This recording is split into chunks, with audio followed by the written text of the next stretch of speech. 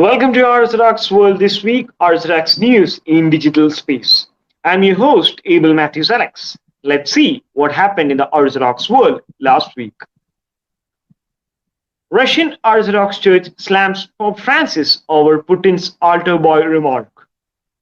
The Russian Orthodox Church has expressed its objection to Pope Francis for urging Patriarch Kirill not to become Kremlin's altar boy in an interview given to Corriere della Sera newspaper. Francis was hinting at the ongoing conflict between Russia and Ukraine. A press release from the External Church Relation of the Russian Church stated that it's regrettable that a month and a half after the conversation with Patriarch Kirill, Pope Francis chose the wrong tone to convey the content of his conversation. Such utterances can hardly further constructive dialogue between the Roman Catholic and Russian Orthodox churches, which is no necessary at the current time. West accuses that Patriarch Kirill has sided the Kremlin over the conflict in Ukraine, and Primate of the Russian Church has not condemned the Russian military operation in Ukraine. On the other side, Patriarch Kirill stated that, of course, the present situation causes me great pain. My flock is on both sides of the conflict, and most of them are Orthodox people. Part of the opposing side are also among your folk. I would like, therefore, leaving the geopolitical aspect of one side, pose the question of how we and our churches can influence the situation. How can we act together to bring peace to the hostile parties with the single aim of establishing peace and justice? It is very important in this condition to avoid further escalation. In a recent development, Pope Francis called off the second meeting with Patriarch Kirill upon the advice from senior Vatican diplomats that a meeting with Primate of Russian Church in the light of the conflict in Ukraine would result in a lot of confusion. Pope was planning to meet Russian Patriarch in June 2022 in Lebanon. Armenian Church of Hadrat, controlled by Azerbaijan, desecrated. Holy Resurrection Armenian Church in Hadrat, a province of the Republic of Artsakh, has been desecrated, reports Public Radio of Armenia. New photos published by the Azerbaijani media outlets clearly show that the cross has been removed from the top of the church. Like on the entrance to the church, icons and carpets were also removed. Apart from the graffiti was visible on the walls of the church. The protection and the future of Armenian culture and religious heritage monuments remain unclear under the control of Azerbaijan since the end of the conflict in 2020. Orthodox Christians massacre Orthodox Christians in Ukraine. Patriarch Bartholomew of Constantinople. Ecumenical Patriarch Bartholomew of Constantinople, in a recent speech during the liturgy at the Church of St. George for the Bulgarian-speaking community of Andriapol, commented that the Orthodox Christians are killing Orthodox Christians in Ukraine. They destroyed cities, plunder houses, and expel countless people from their homeland. They also threatened to destroy the world with nuclear weapons. He also stated that such people are against the ethos of Christianity in a demonic manner. He was hitting about the ongoing Russian military operation in Ukraine. The Patriarch during the liturgy also prayed for the intercession of Saint Cyril to put an end to the war.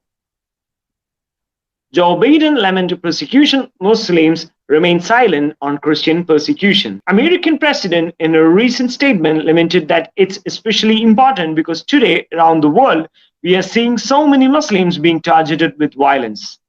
No one should discriminate against oppressed or be oppressed for their religious beliefs. He also stated that the Muslims make our nation stronger every single day, even as they still face real challenges and threats in our society, including targeted violence and Islamophobia that exist. The statement was made during a speech delivered during the celebration of Eid al-Fitr in White House, as he appointed Rashid Hussain to serve as the first Muslim ambassador at large for international religious freedom. On the other hand, Biden and his administration continue to remain silent on the large-scale persecution of Christians worldwide, especially by the hands of Islamic terrorists. However, in his statement on Orthodox Christian Easter, he urged to pray for those who suffer from brutality of war and persecution without mentioning any particular religious group. Lend me your ears, says Catholicus Mupen Matthews III as he launches Sahodaran, a new charity project. Everyone likes to celebrate their birthdays and say thanks to the Lord. A part of the money spent on the celebrations can be kept aside for charitable works which will help the downtrodden in the society. This thought flashed in the mind of His Holiness Marthoma Matthews III, Catholicus Mupen and Malankara Metropolitan when he turned 73rd on February 12, 2022. The Catholicos on his birthday launched Sahodaran, meaning brother in Malayalam, a charitable project in the blessed memory of his predecessor, later His Holiness Marthoma Paulo II, the former Catholicos who passed away on 12 July 2021. The Catholicos about his project in an interview stated that if one of our own brothers suffers from injustice or poverty, we'll be happy. I therefore call upon all religion and leaders to come forward for a wider ecumenism towards fulfilling this aim.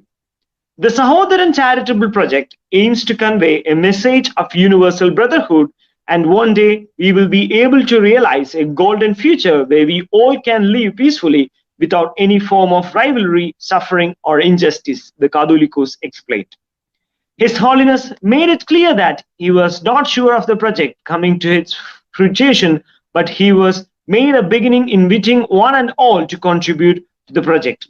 He quoted from the scriptures to say, "Lend me your ears," and urged others to unitedly work towards the goal.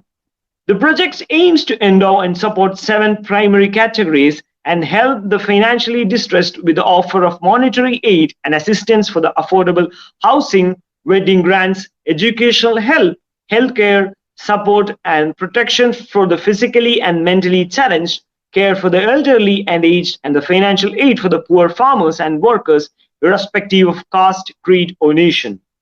Catholicos called upon all religions of the world to come together and share their richness for the betterment of humanity and justice.